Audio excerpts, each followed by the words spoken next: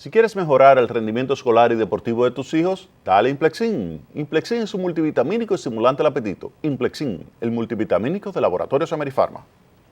Bien, dos puntos adicionales quiero resaltar de la nota del Fondo Monetario Internacional. Uno es el tema de la política monetaria. Dice el Fondo Monetario Internacional, miren, República Dominicana ha estado creciendo de una forma acelerada, está generando cierta presión en algunos mercados. Esto significa que no hay mucho margen para continuar reduciendo las tasas de interés por el hecho de que se está creciendo, por ejemplo, en 7% y con un crecimiento potencial de 5%, pues entonces hay lo que se llama una brecha del producto de 2 puntos porcentuales. Y esto obviamente que tiende a generar inflación.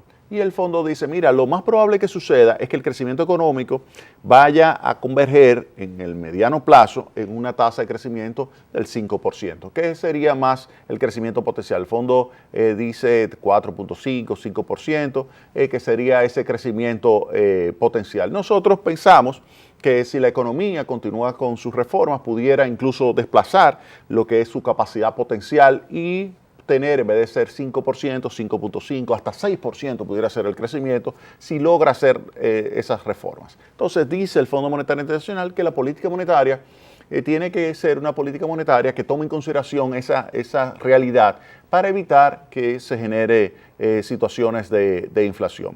Ahora, un punto importantísimo con relación a la política monetaria y su capacidad de poder influir es el tema del déficit cuasi fiscal. Y dice el Fondo Monetario Internacional que hay que coordinar los trabajos con la política fiscal para que, dada la política fiscal, apoyando al Banco Central, logre iniciar el proceso de desmonte de esos certificados. De hecho, desde el año 2007, cuando se aprobó la ley de capitalización, el gobierno le ha estado transfiriendo al Banco Central recursos para el fortalecimiento o capitalización de esa institución. Es decir, le envía recursos y esos recursos fortalecen el patrimonio del banco. Ahora bien, ¿qué ocurre?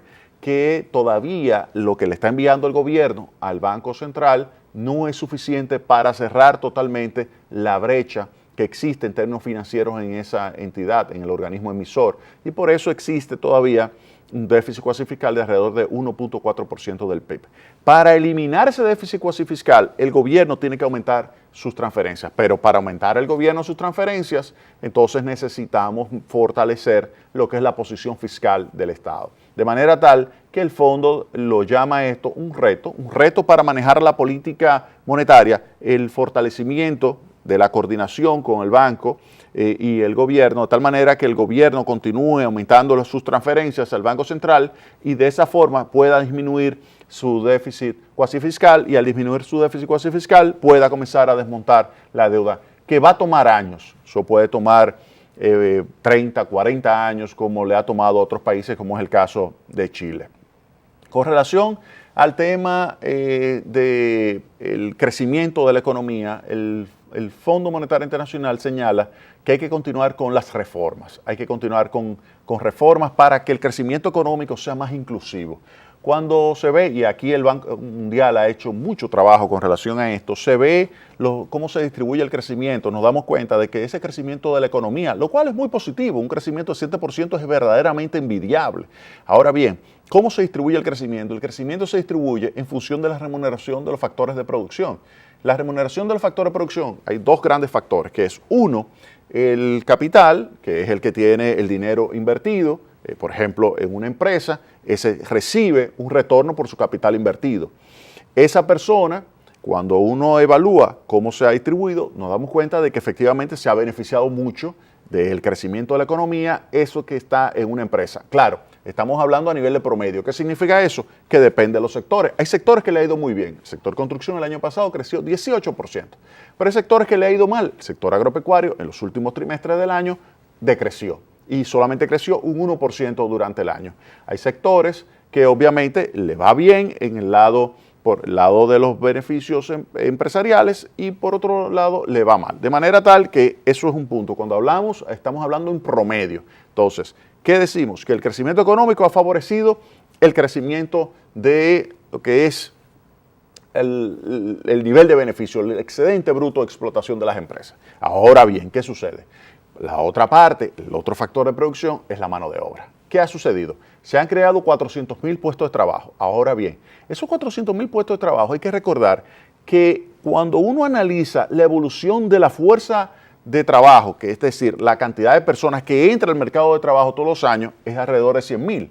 Es decir, que si uno analiza la creación de empleo con lo que es la cantidad de personas que está entrando al mercado de trabajo, nos damos cuenta de que no se ha logrado crear una cantidad de empleo que haya permitido una disminución significativa de la tasa de desempleo. Todavía la tasa de desempleo es alta en la República Dominicana. Ha caído, pero muy pocas décimas. Ha caído, pero no lo suficiente para que la masa salarial aumente en niveles tales que entonces se logre reducir o logre mejorar significativamente la calidad de vida de la población. Ha mejorado por el hecho de que, como se han creado esos empleos y no ha aumentado la tasa de desempleo, pues debido a esto, pues se ha logrado que algunos sectores, cuando dividimos geográficamente, como por ejemplo en el sector rural, que han recibido un apoyo directo de parte de la Presidencia de la República con la visita sorpresa, esto ha favorecido lo que sería la reducción de la incidencia de pobreza.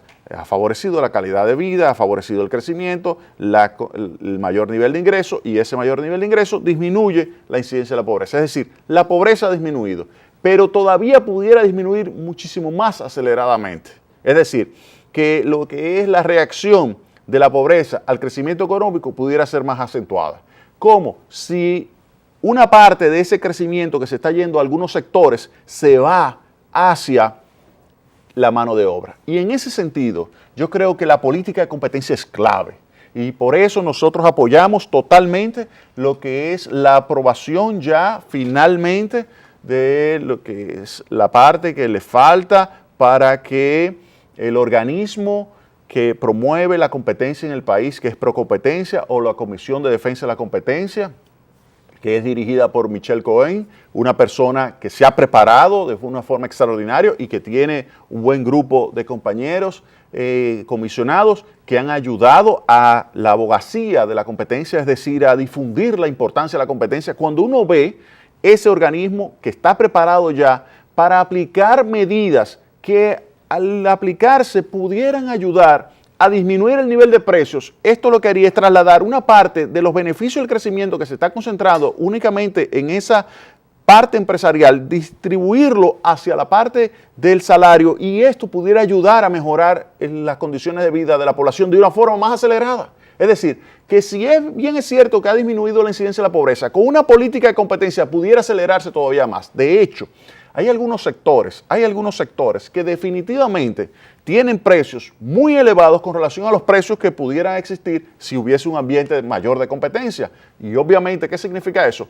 Que el nivel de ingreso disponible o salario real en comparación con esos precios es menor que el que pudiera existir si hubiese una mayor competencia. Por eso nosotros aquí en Tecnopol apoyamos totalmente lo que tenga que hacer el Congreso Nacional para poner en ejecución todo el poder que tiene Procompetencia. La ley le permite a Procompetencia la ejecución de un conjunto de actividades que promueven la competencia y que esto se traduzca en una reducción del nivel de precios. Y obviamente esto aumentará el nivel de salario real. Al aumentar el nivel de salario real, pues mejora las condiciones de vida de la población. Es ese tipo de reformas que está detrás de estas recomendaciones del Fondo Monetario Internacional. Claro que hay que continuar también con el tema de la educación, porque si usted tiene un factor de trabajo también más educado, además de la competencia, un factor más educado, pues esto genera un mayor retorno de la educación. Cuando uno analiza el retorno a la educación de la República Dominicana es de 5%. En otros países 9%, 10%.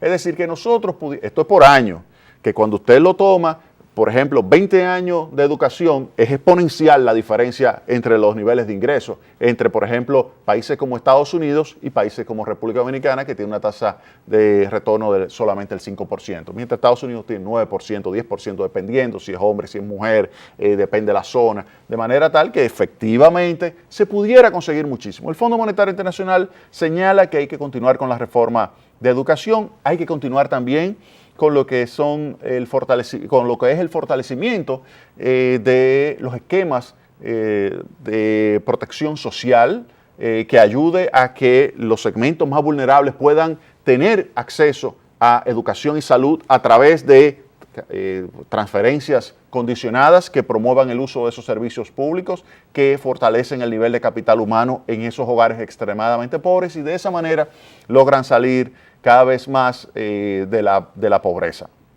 Y también, pues el Fondo Monetario Internacional señala que hay que continuar fortaleciendo el clima de inversión. Y en eso yo creo que es clave, uno, enfrentar el tema de la corrupción. Hay que enfrentar el tema de la corrupción para que los inversionistas sepan que en el país se puede invertir sin el miedo de que en algún momento algún funcionario le va a expropiar parte de su rentabilidad. Eso es un punto. El otro punto es crear cada vez más el clima de transparencia que ayude a que cada vez más se pueda invertir en diferentes sectores productivos y de esa forma crear más empleo. Porque hay que saber algo.